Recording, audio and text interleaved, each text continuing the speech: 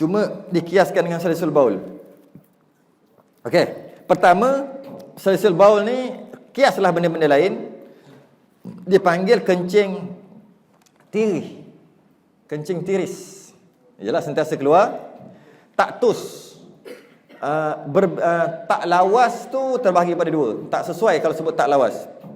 Ataupun dipanggil salisul baul. Itu satu. Itu dari segi air kencing. Yang mana air kencing tu sentiasa keluar kerana dah lama sangat pakai, getah dia dah tak grip, jadi dia sentiasa keluar. Bila dia keluar, keluarnya bukan keluar macam tu kering badan. Keluar dia titik 30 saat.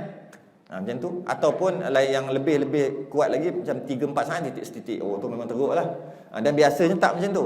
Biasanya dalam seminit setitik macam tu lah. Ataupun 30 saat setitik. Sikit. Bukan setitik pun, mengalir macam tu je.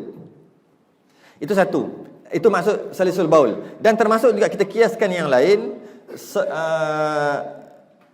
salisul rih, keluar angin. Keluar angin ada dua. Orang lelaki dan orang perempuan dia keluar angin dubur. Kalau sedawa tak ada masalah. Keluar angin kat dubur maksudnya dia sentiasa kentut dan kentutnya tak berbau. Tak, kerana penyakit. Bila dia kentut macam tu, biasa pun sama juga dalam masa 30 saat sekali. Pop. Pop pop pop pop. Berhenti lama. Pop. Saya pernah jumpa. Minta maaf Ustaz. Sekejap, minta maaf Ustaz. Sekejap, minta maaf Ustaz. Tengah-tengah dia cakap ni, saya nak tanya Ustaz, saya ada masalah. Pop. Satu lagi masalah dia, macam tu. Dia macam paksa buat, tak tahu kenapa. Dia pop, lepas tu, keluar bawah, keluar atas, keluar bawah, keluar atas. Dia ada penyakit. Kata masalah sedawa tak ada masalah. Cuma kalau dah sembahyang, jangan buat macam tu, takut batal. Jadi dia keluar angin macam tu. Jadi bila keluar angin, dan ianya tak bau, dia penyakit. Orang perempuan pun boleh penyakit. Orang lelaki pun boleh penyakit. Dengan keluarnya angin, mungkin 30 saat, dia tengah ambil uduk, nak sembahyang, keluar, batal lah, ambil balik. Basuh kaki, keluar, kentut balik, basuh muka balik. Baru nak basuh kaki, baru dah, alhamdulillah, selamat juga yang ni. Baru nak melangkah, keluar balik, ambil uduk balik. Bila nak habis? Dia panggil sirih, masalah apa ni angin. Dan orang perempuan dia panggil kentut farash ada juga. Yang ini juga pada yang berlaku khilaf. Ada kata kerana bergerakkan dan sebagainya. Tapi yang berjaga-jaga adalah batal juga. Memang itu khilaf. Kerana apa? Dengan gerakan otot-otot tu dia jadi macam kentut juga macam tu. Ada orang berlaku, ada. Asalnya saya sebut aja, tengok dalam kitab aja. Kemudian ada orang Malaysia kata, ada 2-3 orang kata, ya macam tu. Yang cantiknya batal lah. Kecuali lepas keluar macam orang kentut tadi. Yang ini daimul hadas. Itu macam mana? Ni penyelesaiannya. Ataupun darah buasir yang dia keluar yang tahap 4 lah kot. Ataupun yang sentiasa keluar darah, sentiasa keluar. Ada yang tak keluar. Ada yang time-time tertentu keluar. Ini dia sentiasa keluar. Rembung dia, rektum dia duduk kat luar ke? Macam tak tahu, tapi yang cerita sentiasa keluar. Kalau sentiasa basah, tak semestinya keluar. Mungkin benda tu dia luka ke apa. Bila macam tu, maknanya tak nama keluar tu tak ada masalah. Tak ada masalah. Yang ni dia keluar, mungkin kat dalam tu kot. Kat dalam tu, jadi sebab tu keluar darah, keluar. Bila keluar darah, kerana buasir tadi, mungkin buasir belah dalam tu kan, ada yang luka dan sentiasa berdarah. Sentiasa keluar. Tak letak pad, boleh apa? Tak letak pad, masalah. Habis basah. Macam orang period, padahal dia lelaki. Bila dia dibala dengan macam ni, dia panggil sama juga. Daimul hadas. Sama juga. Okey, macam mana nak buat? Dia sebut kat sini tapi secara ringkas je. Dan wajib atas keduanya bersuci. Bersuci ni istinja lah. Daripadanya tiap-tiap waktu. Waktu apa? Takkan setiap waktu lepas cuci keluar balik, cuci balik. Setiap waktu. Bukan waktu sembahyang. Okey? Dan kain cawatan, maksud kena cawat dan dibuang akan kapas yang melumur, maksud kena sumbat kat sini. Dengan darahnya dan dibubuh padanya kapas baru. Pertama, orang yang daimul hadas termasuk orang yang kata berdarah telinga, berdarah hidung tadi. Dia kata apabila berdarah hidung dan keadaan berdarah tu tak diharapkan akan berhentinya sehingga habis waktu, maka dia hendaklah buat macam orang sil-sil baul. Ni yang cerita ni, yang tadi tu sambung yang tadi. Jadi maksudnya orang macam ni dia kena buat 4 perkara dengan mualat. Bersegera dalam keadaan dah masuk waktu. Dah masuk waktu baru boleh buat. Sebelum masuk waktu tak boleh. Apa dia yang dia kena buat? Pertama istinja ataupun basuh. Kalau hidung tadi basuh. Yang mana sentiasa keluar ni basuh. Kalau haid basuh juga. Kalau kentut tak payah basuh lah. Kentut nak basuh macam mana? Kalau buasir tadi basuh juga. Apa lagi? Oh, masalah angin tak basuh. Air kencing, kalau keluar air kencing tu basuh juga. Tu je lah. Okey. Lepas dah basuh, dengan segera dia hendaklah sumbat. Yang boleh sumbat. Orang lelaki nak sumbat tak tahu lah, menjerit nak sumbat tak boleh sumbat lah maknanya.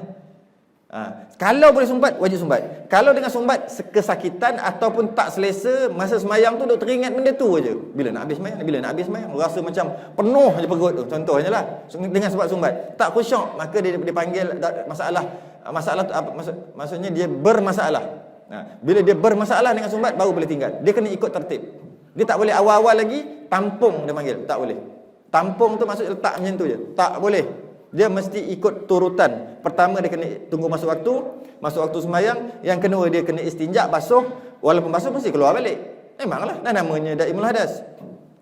Kemudian dia mesti sumbat kalau boleh sumbat. Tapi tertib tu mesti lalu dulu. Maksudnya apa? Boleh sumbat tak? Tak boleh, sakit. Sakit tak payah.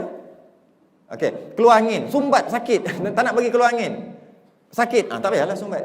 Macam mana pun kaedah tu ada. Kalau sumbat okey aja, tak ada apa-apa pun wajib sumbat. Dan biasanya sakitlah.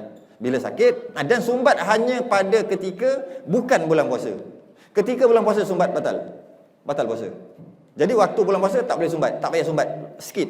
Itu satu. Dan untuk sembahyang waktu bulan puasa, untuk malam harinya wajib sumbat juga. Kerana malam tak puasa. Itu secara ringkas lah. Secara detail kena tengok rakaman yang awal bulan hari tu. Okey. Jadi biasanya sumbat ni sakit. Saya nak sebut sebab itu kaedah. Bila sakit barulah boleh tampung dia panggil. Ataupun dia panggil cawat. Boleh juga. Jadi kat mana darah air tu keluar, dia mesti kaedah dia kaedah menyerap, bukan kaedah menakung. Kaedah dia mesti menyerap. Dalam kitab Sabil al-Mutadin baris ke 1201, yang tu saya ingat baris dia. Apa dia? Dia sebut umpama orang lelaki dia silsil baul, kalau sentiasa keluar air kencing, dia gantung buluh sebagai menakung sebab takut kena kain. Umpama buluh, kalau dia tak gantung buluh pun bekas-bekas, yang mana dia tekan dia bertakung, tak sah sembahyang dia. Kaedah yang mesti dia gunakan adalah kaedah menyerap. Apabila tak boleh sumbat tadi, kalau boleh sumbat dulu, tak boleh sumbat kaedah menyerap. Bila menyerap maksudnya apa? Kalau orang perempuan dia kena betul-betul ambil kapas, tak sumbat dah tak boleh ni sebab sakit ni.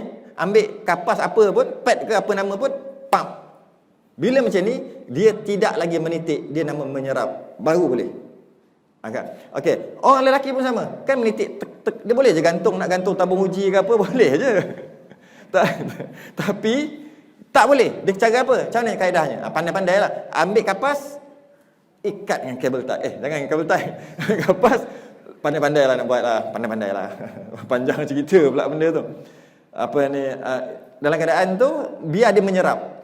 Dan kemudian, mungkin letak plastik ke, tak apa ke, letaklah pandai-pandai lah.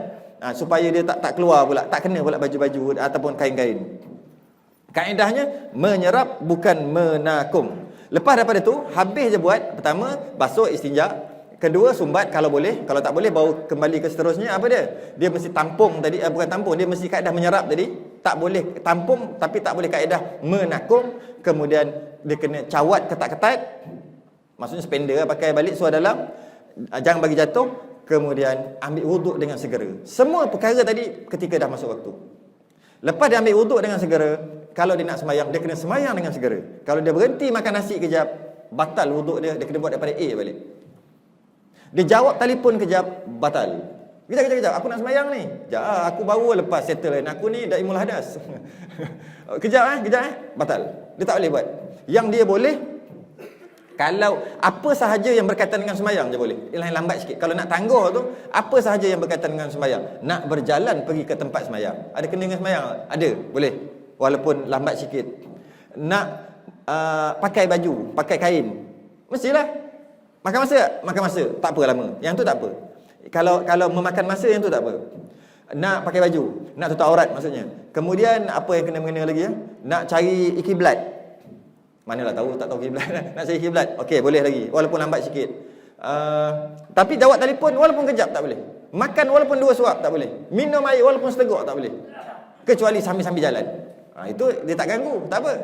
Dia tak boleh berhenti sekejap pun tak boleh. Dia kena sembahyang terus. Ataupun yang dimaafkan selain apa-apa yang berkaitan dengan sembahyang. Kalau dia sembahyang berjemaah, dia boleh tunggu imam datang. Lambat imam tak datang lagi. Dia boleh tunggu qomat. Azan mesti azan dah sebab dia kena tunggu masa waktu. Tunggu qomat, lama nak qomat 5 minit, tak apa. Sedangkan makan dalam masa 15 saat pun tak boleh. Tapi dia tunggu qomat sebab lepas tu sembahyang qabliyah apa sebagainya, boleh. Boleh dengan maksud wuduk dia tak batal. Wuduk masalah tadi tu. Dia niat sahaja aku berwuduk bagi mengharuskan solat. Sahaja aku berwuduk bagi mengharuskan fardhu solat. Nawaitul wudu' li istibahati fardhu solah. Kena ada perkataan fardu tu. Itu pun perbahasan pun yang lainnya juga tu. Kemudian sembahyang, dan dia boleh buat hanya satu sembahyang fardu dan banyak sembahyang sunat. Sama ada qabliyah ataupun ba'diyah. Boleh buat banyak mana. Tapi kalau nak qada memang masalah. Masalah dengan apa?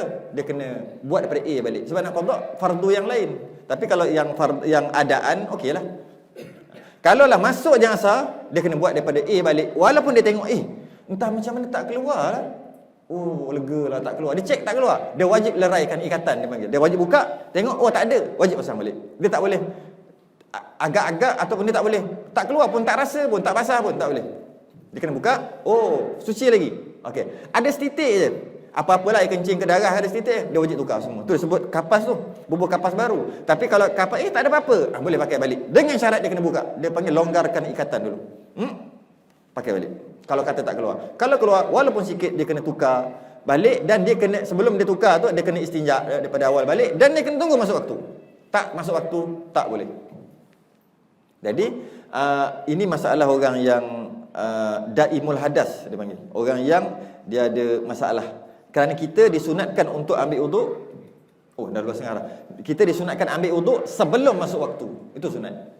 Sebelum masuk waktu 5 minit lagi ni kita sunat ambil wuduk dulu.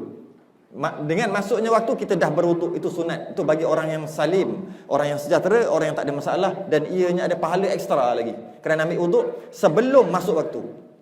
Dan orang yang ada masalah daimul hadas ni, dia kena ambil wuduk, wajib ambil wuduk ketika dah masuk waktu. Dah masuk waktu. Jadi kalau kita duduk perhati dekat masjid surau kan, bila azan je baru dia ambil wuduk, mungkin daimul hadas yang tu kot. Mungkinlah kot. Dan pastikan betul-betul ya.